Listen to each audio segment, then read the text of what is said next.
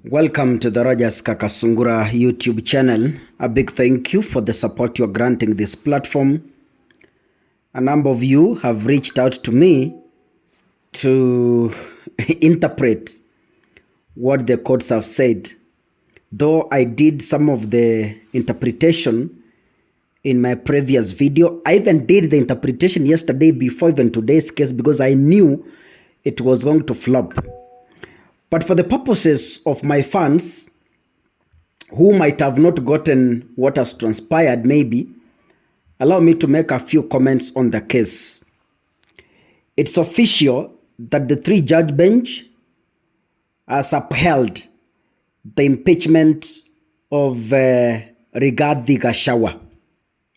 So according to today's hearing and judgment, Gachagua stands impeached permanently.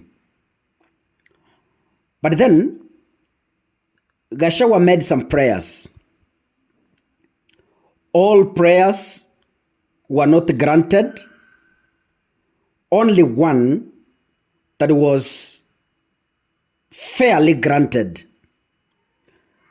Gachagua sought 80 million compensation in his prayer, but the courts have awarded him 50 million out of the 80 million.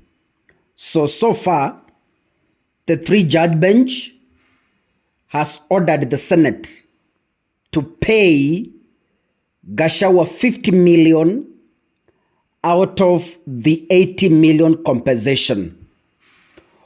All other prayers have been declined. Gachagua had prayed to be given official drivers. He had sought to be given cleaners.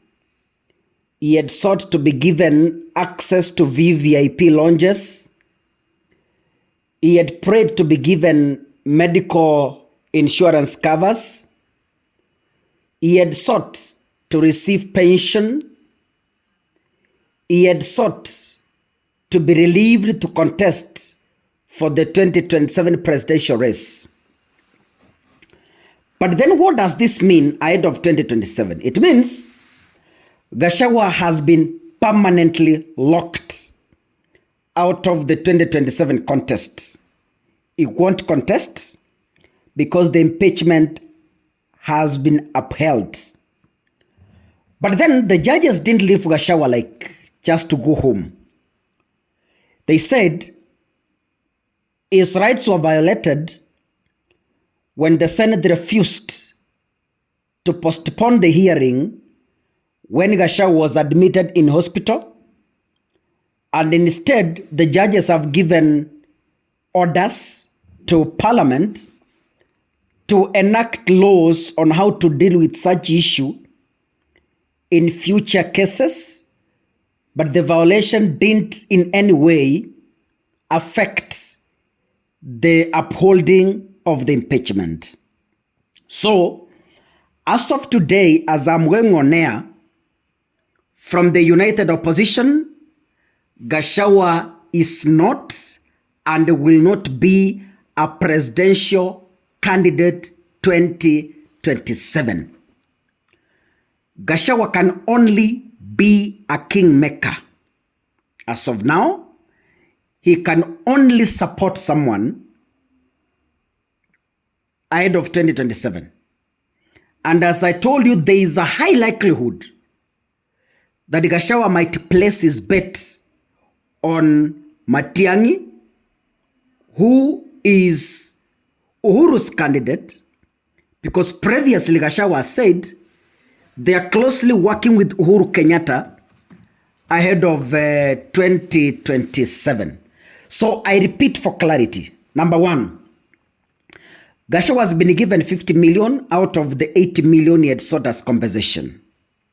Number two, the judges have rejected Gachagua's petition, hence upholding his impeachment. So Gachagua stands impeached. Number three, they say by the Senate refusing to postpone the hearing, it violated Gachagua's rights when he was in hospital. The judges have given orders to the parliament to enact laws to avoid such a repeat in other cases in the near future. And finally, what does this communicate to the politics of this country?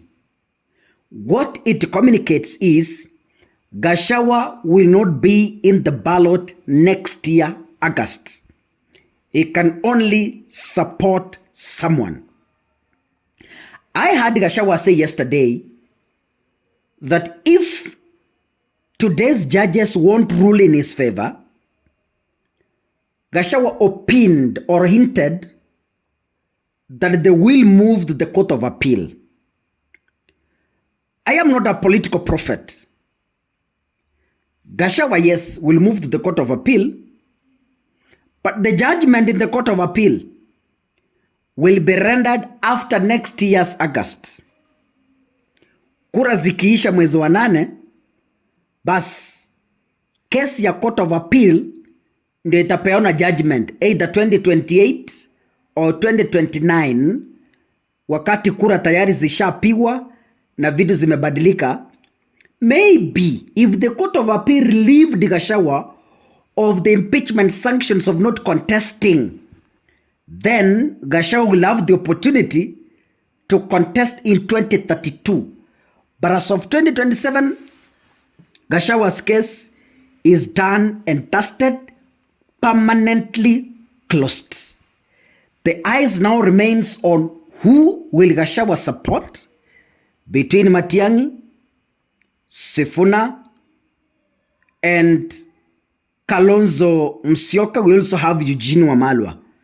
So the question from tomorrow is, who is Gachagua said severally kwamba he has faith that he will be in the ballot. It has now been pronounced, it is not going to work.